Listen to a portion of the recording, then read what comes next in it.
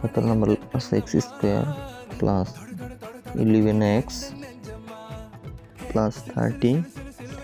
এটা ওই দেখো যেটার উপর বর্গ ওইটা আবার মাঝখানে আছে এক্স স্কোয়ার, এবার এক্স মাঝখানে, তার মানে 30 লসাগু করলেই এটা মিলাইতে পারবো। 30কে 2 দিয়ে ভাগ করলে হয় 15, 15কে তো আর 2 দিয়ে ভাগ যায় না, তাহলে 3 দিয়ে ভাগ যায়, 3 দিয়ে ভাগ করলে হয় 5, 5কে 5 দিয়ে ভাগ করলে হয় 1।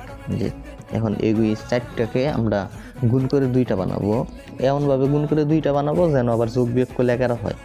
তাহলে বানানো যায় কিভাবে দেখো,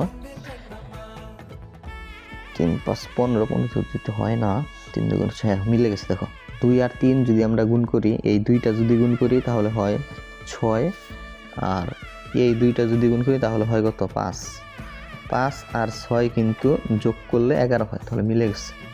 তাহলে